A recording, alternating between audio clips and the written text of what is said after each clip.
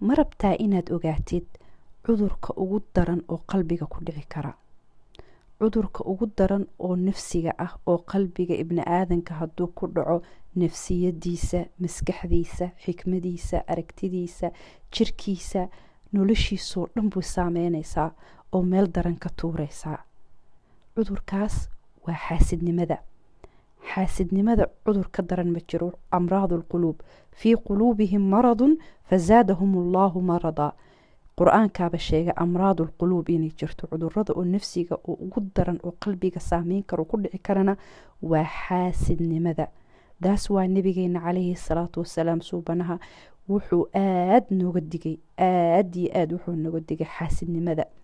waa cudur si easy qalbiga u gali kara, laakiin mar hadduu qalbiga galo yacni fikrad bay ka bilaabanaysaa, dareen bay ka bilaabanaysaa, laakiin mar hadduu kuu faafo oo xididadiisa yacni cudurkaas qalbigaada galo, yacni naftaada iyo qalbigaada iyo lifekaadaba khatar bay ku jirtaa.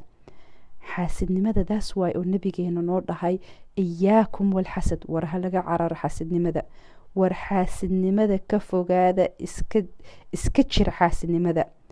fa ina alxasada ya'kulu bilxasanaat, xasanaadkaadii, wanaagaadii, kheyrkaa samaysa, sadaqadii, qiyaamuleylkii, wanaag kaste, any wax oo kheyr ah ilaahay dartiis u samaysay wuu kaa cunayaa.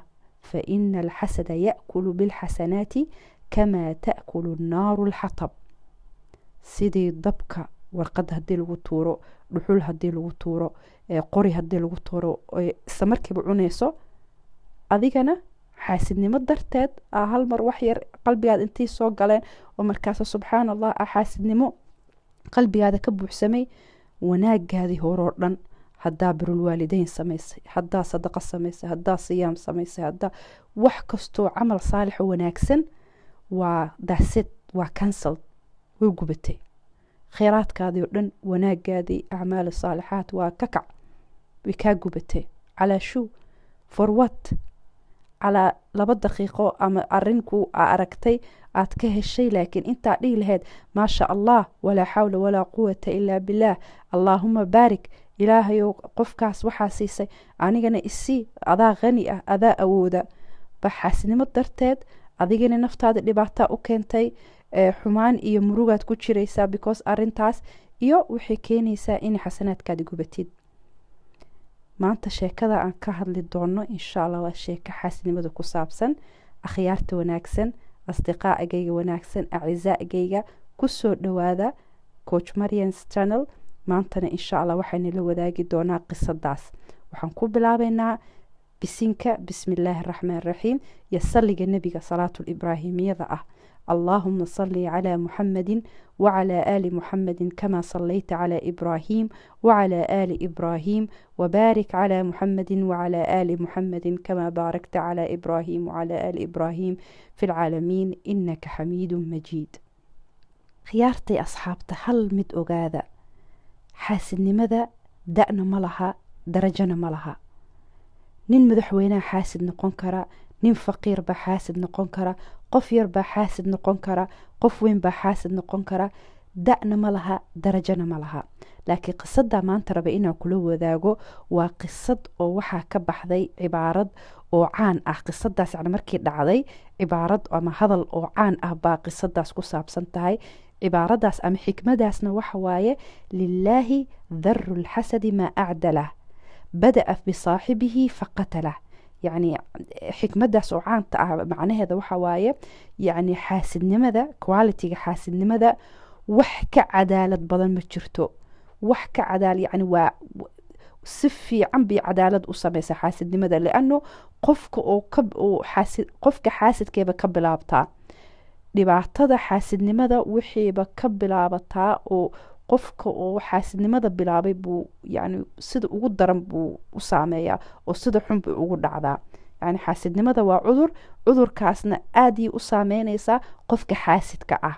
lilaahi darul xasadi maa acdalah, yani cadaalad meeranta xaasidnimada, because qofkii xaasidnimada bilaabay baa asagaaba laga bilaabaaba, usha asagay ka bilaabataa. daas waa lagu dhahay haddaa god qodid ha dheereen, leanna waxaa laga yaabaa inaa adig ku dhacdid xaasidnimo darteed. intaa god dheer qodaysid bilaa adig ku dhacday marka yani waxaa fiican any negative feelings inaa yani iska yaraysid ama iska dhaaftid. acuudu billahi min ashaytaan rajiim, walaa xawla walaa quwata ilaa billah inaa iska dhahdid. qisadan waxay ku saabsan tahay amiirulmu'miniin cahdi alcabaasiya, amiirulmu'miniin la dhaho almuctasim billah. almuctasim billah wuxuu ka mid yahay khulafaa ilmuslimiin oo aad caanka u ah cahdigii cabaasiyiinta.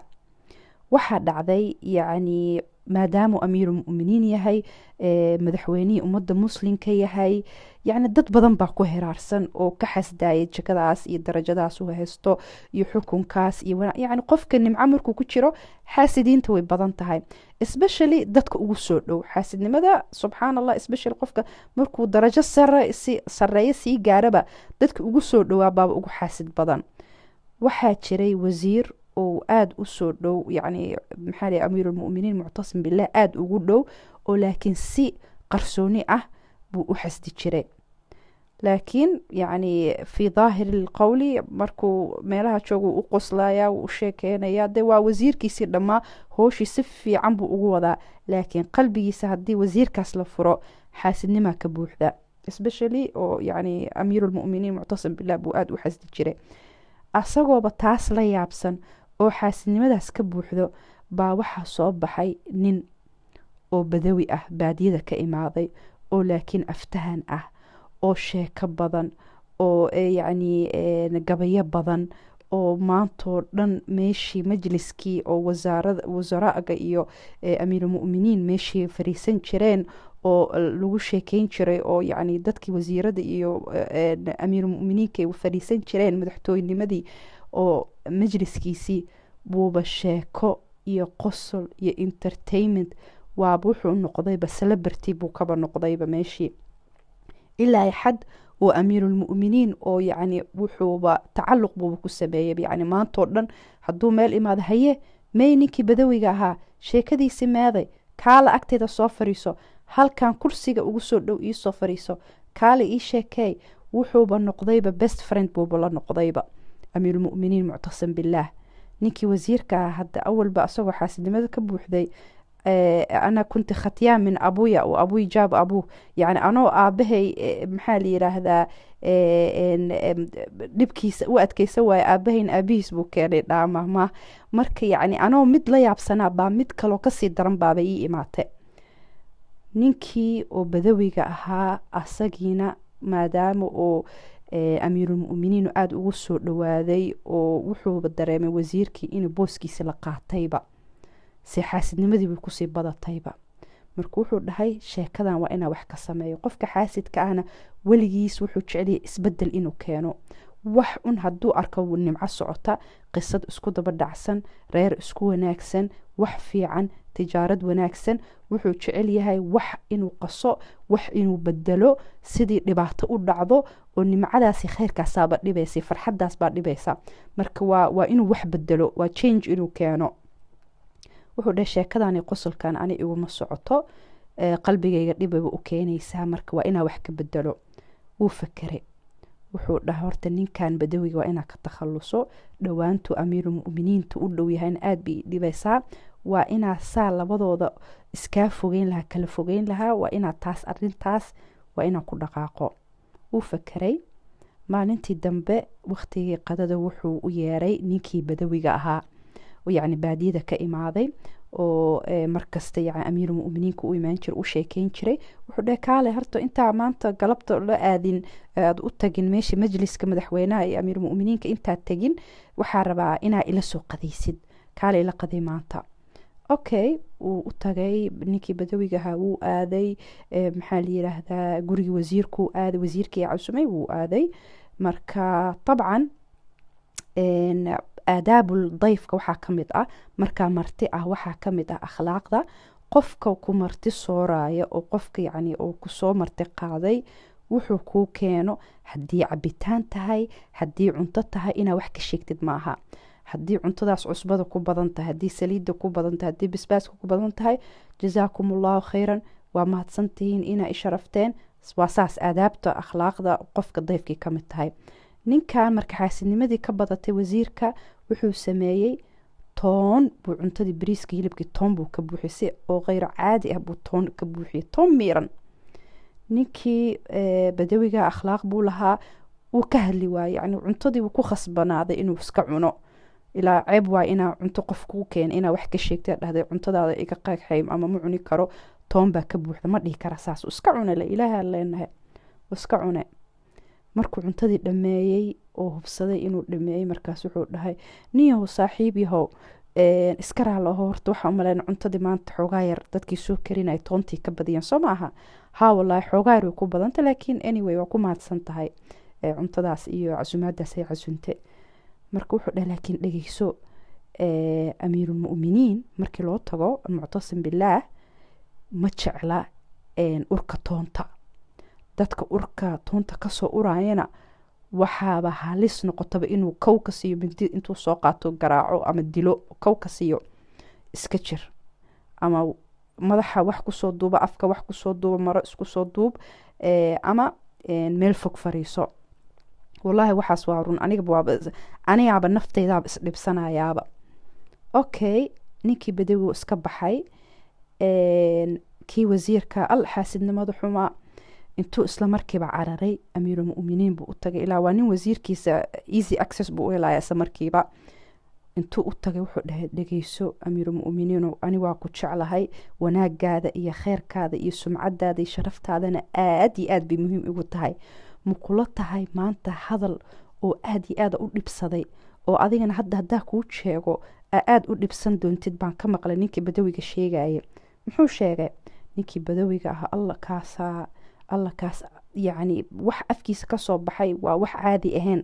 oo adiga kuu maxaa la yidhaahdaa oo adiga kuu dan leeyahay muxuu iga sheegay ninkii yacni amiirulmu'miniin muctasim billaah wuu xanaaqay muxuu ka sheegi karaa amiirulmu'miniin seebuu qof uga hadli karaa oo si xun weliba uga hadli karaa muxuu iga sheegay wuxuu dhahay amiirulmu'miniinow wuxuu dhahay yacni acazakumullah yacni adiga inaa afkaada toon laa ilaaha ila allah wuxuu dhahay amiirulmu'miniin ani waa jeclay inaa agtiisa fariisto waa jeclay inaa u sheekeeyo aad baa uga hela laakiin boqorka ama waxaan leeyahay amiirulmu'miniinka dee lamaba ag fadhin karo toon iyo wax kale laa xawla walaa quwata illaa billah marka waa inaa meelahaas kale iska fariisto muctasim billaah amiirulmu'miniin wuu ka xumaaday aad buu uga xumaaday wuxuu ahaa nin oo hambal ah oo baadiyada ka imaaday oo yacni caamadiisa shacabkiisa ka mid ah aad buu uga helay wuu jeclaaday wuu soo dhaweeyey wuu ku kalsoonaaday wuu tarasgareeyey agtiisuu soo fadhiisan jiray yacni aad buu u sharfi jiray inuu gadaashiisa hadalkaas ka dhow weliba yacni amiirulmu'miniin inuu hadalkaas camal uga sheega dadka way la xumaatay aad buu ula xumaatay يعني الشيطان شاطر يعني وحو أمير المؤمنين كان وحو بقعان سدبا نكا إنه وقت تخلص هدو بعض الشيء كذا إيه بلابي برمحو إيه كاني دونا كلا مرك وحو ده ساس مياه أرنتاس إيه ده أنا حلين دونا أوكي وزيرك انتو قصلي شركيسي بوميل اسكفريستي نينكي بدوي مسكينك أها وحو إماضي أسوغو هدي ورما أوغا وحو إماضي أسوغو مرا أفكو كسو دوبتي afku maro kusoo dubtay maadaama toon badan ka ureysay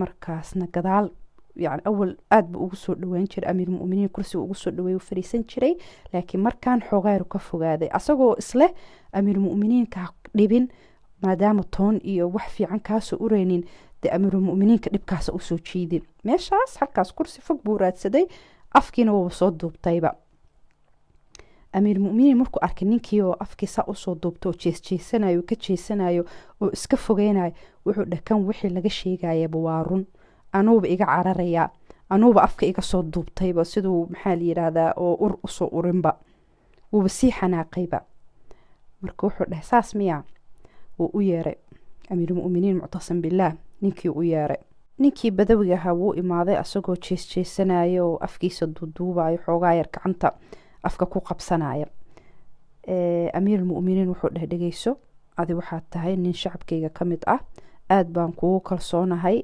madadaaladaada sheekooyinkaada gabayadaada aad baa uga helaa marka subxaan allah qalbigaygaaba kuu furmay aad iyo aad baan kugu kalsoonahay marka waxaan rabaa arin oo qof aan ku kalsoonahay un keliya aa u dhiibi karo inaa iisoo aflisid arrin waxaan rabaa warqadan inaa qaadid oo xaakinka magaalo hebel degan inaad u geysid waa warqad oo siri ah oo rabay inuu qofna ogaado qofaa ku kalsoonahay unbaana warqadan qaadi kara meelna inaa dhinacno inaa istaagtid maraba isla markiiba xaakinka magaaladaas baa rabaa inaa warqada u dhiibtid oo hadhow warqadaas oo isla markiiba xaakinkaas hoosha ku taala inuu qabto marka adiga waa kugu kalsoona inaa warqadan akhrinaynin inaana isla markiibana u geynaysid xaakinkaas oo magaalo hebel degan ninkii badawiga ahaa yacni calaniyaata buu ahaa amiirulmu'miniinkiisa wuxuu u sheegaba uu awfinaya samcan wataaca buu dhahay nacam waa sameynaya jazaaka allahu khayran waana sameynaya inaad igu kalsoon tahay waana sameynaya hooshaas marka ninkii wasiirka wuxuu filanaynin baa dhacay ninkii wasiirka wuxuu sugaya in meesha ninkan badawiga lagu ceebeeyo lasoo istaajiyo la dhaho ma adaa saas amiirulmu'miniinka u hadlaysid hadhow seef la qaado oo qoorta laga jaro oo hooshaba in meesha lagu dhameeyo buu sugaya taas buu filanaya marka wuxuuba arkayba amiirulmu'miniin iyo ninkan oo يعني ninkii intuu usoo dadka kale asagoo maqlin buu طبعا amiirulmu'miniin ninkan badawiga markuu la hadlayay marka wuxuuba arkay ninkii oo amiirulmu'miniin intuu usoo dhawaaday oo la sheekeysanaya oo amiirulmu'miniinkii wax u dhiibaya waxaaba sii gashayba xaasidnimadii baaba kusii faaftayba oo kusii karkartay oo wuxuu dhahayba sheekada ani dhahayaba amiirulmu'miniin iyo ninkaa way kala fogaanayeen waaba kawaana waaba isku soo dhawaadeen waaba yacni good relationship baaba meesha ka socota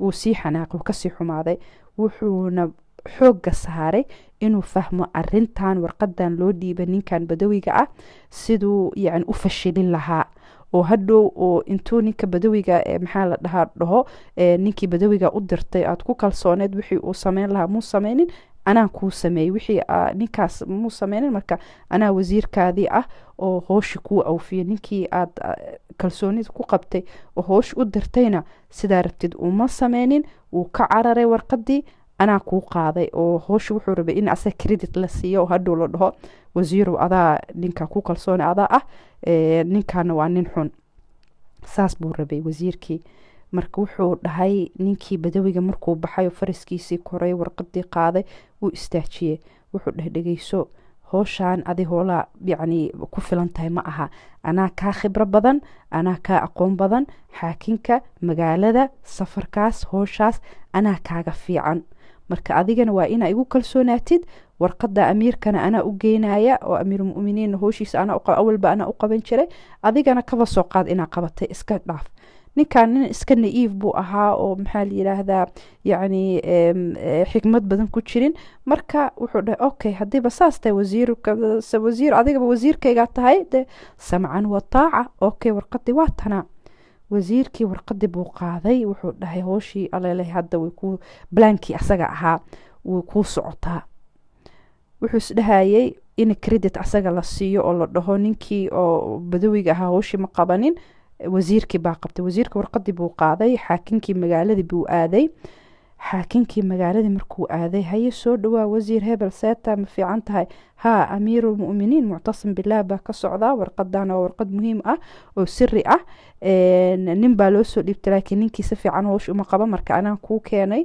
marka waa tanaa warqadii xaakinkii wuu akhriyay asaguu fiiriyaa warqadii wuu fiiriyaa okay amiirulmu'miniin hadalkiisa waa hadal socda waa inaa sameyno samcan wataaca wuxuu dhahay haye fariiso adigoo biyo cab ninkii oo madaxa dadka ka goyn jira seeftii dheereed buu dhahay kaye kaale ka goy ninkan seefta ka goy ninkan qoorta hooshii waa la ofiyay wasiirkii qoortii kow saasba wuu ku dhintay markaas ilaa warqadii waxaa ku qornaa amiirulmu'miniin muctasim bilaah bay warqadan ka socotaa qofka warqadan sida ugu degdeg badan qoorta ka goy ilaa wuxuu isdhaha ninkii badawiga ciilka u qabtay oo ku ceebeeyey ku fadeexeeyey oo toonta dhihi jiray baa wada warqadan marka asagaba haba maxaa la yidhahdaa isla markiiba ha laga takhaluso oo intuu meesha ku ceebeeyo bilaa wuxuu dhahay asagoo wilaayad kale meel kale joogo oo magaalo kale jooga ha laga takhaluso intaa dadka hortiisa aanu ka takhalusi lahaa marka ninkii wasiirkii sidaas buu ku dhintay xaasidnimadiisii asagii dishayba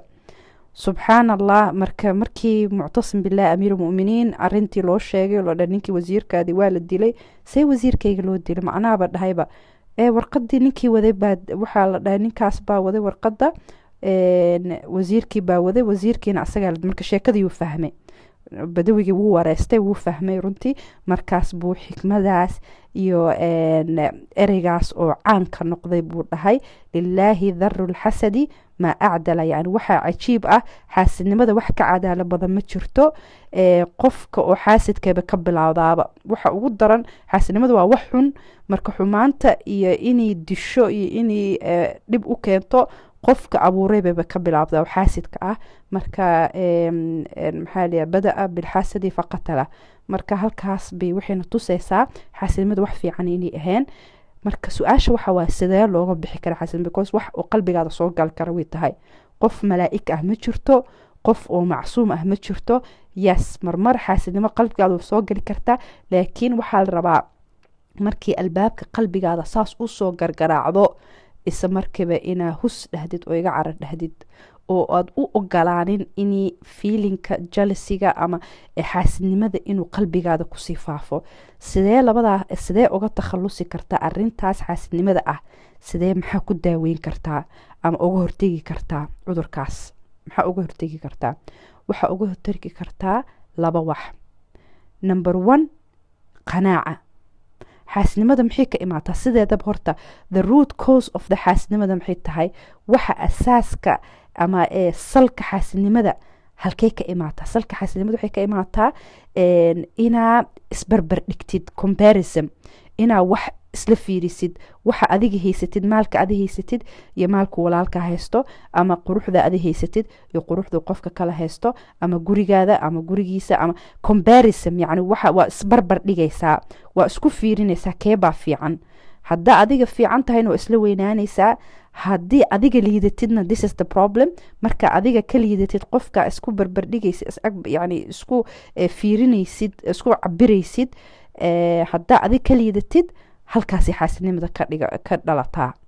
marka isku cabirtid qof oo kaa sareeya ama kaa wanaagsan ama risqi ama nimco ka badan taada ilaahay siiyey, marka isku cabirtid qoftaas ama qofkaas, markaas xaasidnimada qofka ku abuurmataa. marka sidee uga hortagaysaa? inaa ku qanacdid risqigu ilaahay ku siiyey. alqanaacatu kanzun laa yafnaa, inaa ilaahay risqigu ku siiya araali ku noqotid. alxamdulilah washukru lilah, ilaahay qadartiisa waaye, ilaahay risqigiisa waaye. yarzuqu man yashaau bigayri xisaab. wax kastaba yani risqiga aayado badan ba ilaahay sheegaya oo yani hum darajaatun cinda allah, dadka arsaaqda ilaahay wuu u kala soocay, dadna kor buu gey, dadna hoos buu gey, xikmadu ilaahay leeyahay dartiis. marka inaa ku qanacdid wuxuu ilaahay ku siiyey, inaa raali ku noqotid. alxamdulilah washukru lilah. dabcan marka ilaahay ku shukrisidna ilaahay abaalmarin wuxuu kaaga dhigayaa inuu ku siyaadiyo nimcada aad liidaysid. haddaa ilaahay alxamdulilah ku qanacdid oo ku shukrisid, ilaahay kuu badinayaa, yani abaalmarin ilaahay kuu badinaya. wala in shakartum la asiidanakum. marka number 1 quality-ga aa uga hortegi kartid xaasidnimada ama ku daweyn kartid, dawada ugu horeysa ku daweyn kartid cudurka xaasidnimada waa inaa ku qanacdid ilaahay risqigu ku siiyey. dawada labaad waa inaa markastaba dhahdid bismi illaahi maa shaa allah walaa xawla walaa quwata ilaa billaah. qofka walaalkaa ah aa nimco aa ka heshid ama risqi ka badan risqigaada ilaahay uu siiyey, markaa aragtid waa inaa u faraxdid oo ilaahay dartiisa u faraxdid oo ilaahay ugu duceysid inuu u barakeeyo risqigaas ama nimcadaas ama wanaagaas uu ilaahay addoonkiisa siiyey, inuu ilaahay u barakeeyo, ilaahay risqigaasi nimcadaas inuu u waariyo. adigana ilaahayga rasaaqa ah, ilaahayga qaniga ah inuu adig ku siiyo. ilaahayga asaga siiyey adigana wuu ku siin karaa, oo weliba ka badan iyo ka badan iyo ka badan buu ku siin karaa. marka waxaa la rabaa markaa aragtid qof nimco haysada, sidii nebi zakariya calayhi salaam markuu arkay maryam ayadoo risqi waxa u yaalay maxaa la dhahaa waxyaalo fawaakih ama khudrado iyo waxa cunto oo seasonkeeda ahayn, waqtigaas cuntooyin la cuni jirin buu arkay. markaas wuxuu ku dhahay yaa maryam ayna annaa laki haada, halkee ka keenta cuntooyinkan cajiibka oo magaalada iyo suuqa oolin? waxay tiri huwa min cindi illaah, ilaahay buu ka imaatay, ilaahay baa isiiyey, hadiyad ilaahay isiiyey waay.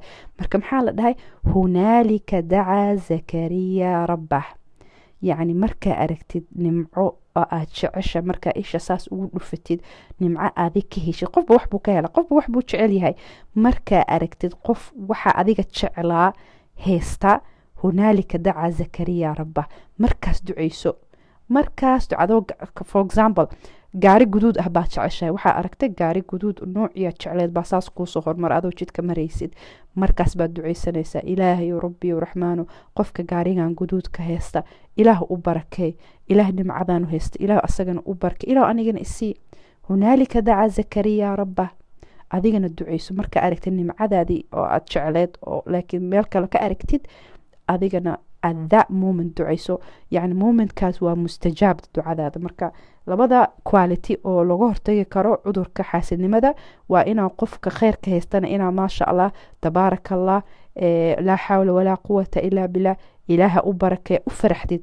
walahi qalbigaad markaa ka faraxdid oo ibni aadan walaalkaa nimcuu haysto, adiga xitaa yani emotionally iyo mentally waa farxad baad dareemaysaa.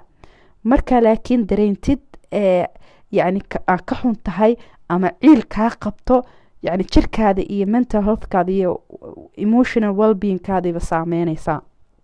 marka aragtid u farax, bismillahi maasha allah walaa xawla walaa quwata ilaa billah, that's number 1. iyo inaa ku qanacdid intuu ilaahay ku siiyey. intaasa kusoo koobay qisadan. baaraka allahu fiikum akhyaarta wanaagsan.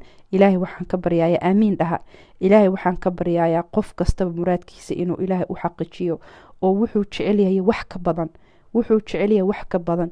ilaahay rabbi raxmaan muxsiniinta naga dhig, ilaah kuwa wanaagsan oo raali ka noqoto ayakan raali kaa noqdaan, oo adduunkan wax kastoo fiicanna siisid, aakhirana farxado badan iyo farxadda ugu weyn oo ka mid tahay jannatul firdaws alaclaa, iyo inaa wejiga ilaahay caza wajal inaad aragtid biidni illaahi tacaala. iyo ilaahay waxaa nigaa barya farxad, ilaaha niga farxiyo adduun iyo aakhiro, meel kastaa joogtiinba ilaaha niga farxiyo, waxaa ku faraxdin ilaahani maqashiyo, ilaahani wanaajiyo, xaasidnimana ilaaha iyo shar iyo shaydaan iyo wax kastoo sharba ilaaha naga ilaaliyo. wassalaamu calaykum waraxmatullahi wabarakaatuh. peace and love, maca salaama.